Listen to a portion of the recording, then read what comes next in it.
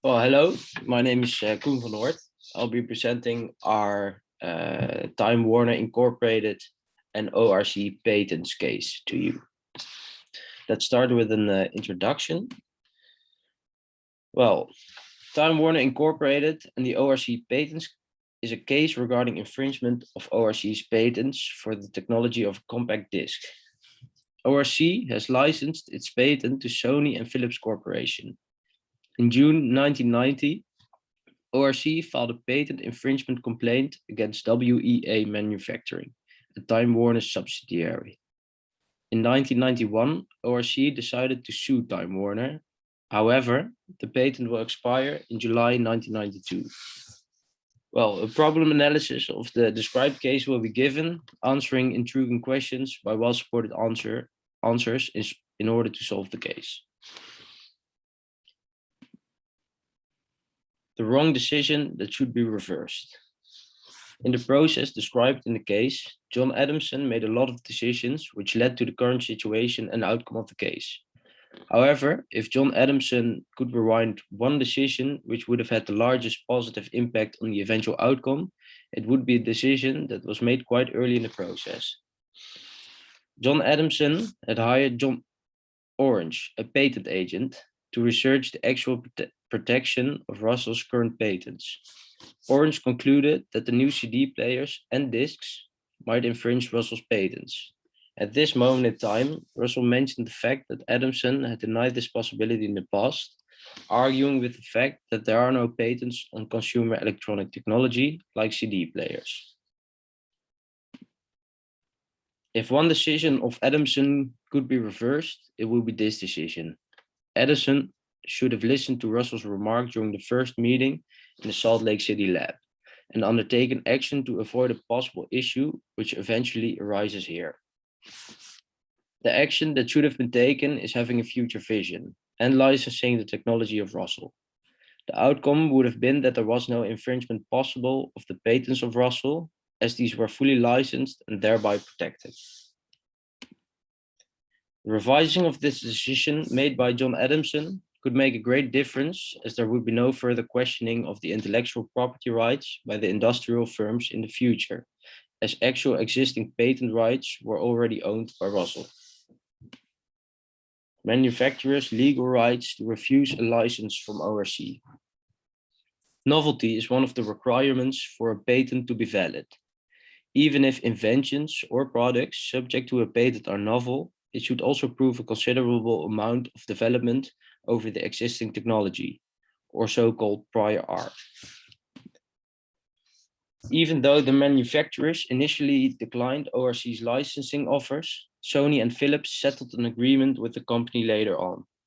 As ORC needed this initial agreement to save itself from bankruptcy, Sony managed to agree on very favorable terms for itself, with great potential for future profits. This agreement was agreed by Sony to generate profits rather than to comply with legal obligations. The company was still not certain with the legal basis of the patent's validity. Philips also signed a license agreement, but later stated that it only made an agreement to get rid of ORC, implying they did also not believe the validity of the patents. On the other hand, the litigation process started with Time Warner, a major manufacturer, as they declined the licensing offers, viewed the Russell patents as invalid, and claimed that there was no infringement. Whether the patent was valid or illegal was mostly a technical debate.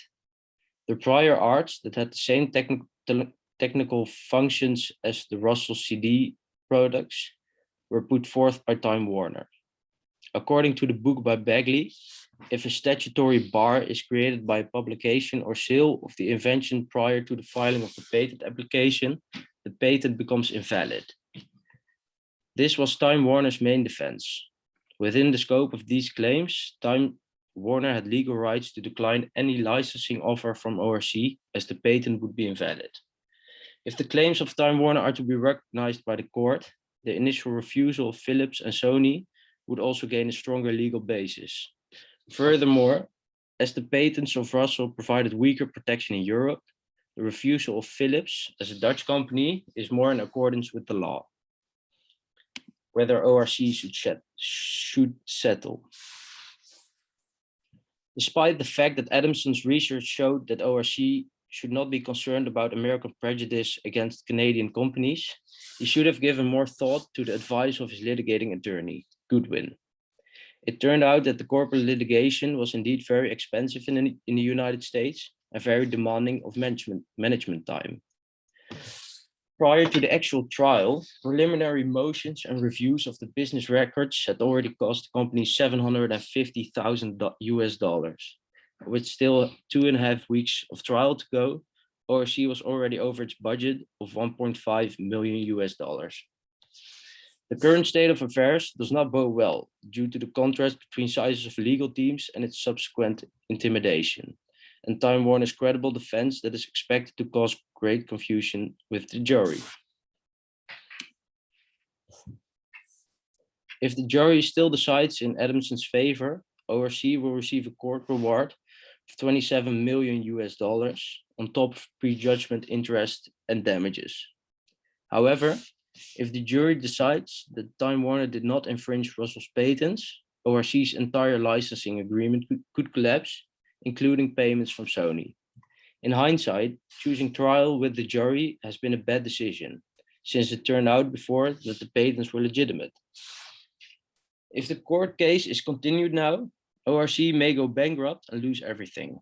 Thus, currently it is Adamson's best option to settle the case with Time Warner, as this will probably exclude the outcome of trial in which ORC loses and goes bankrupt. Settling is not the same as losing, and when the sunk costs of the trial are disregarded, this seems to be ORC's best chance of saving its licensing program and focusing on its research program again.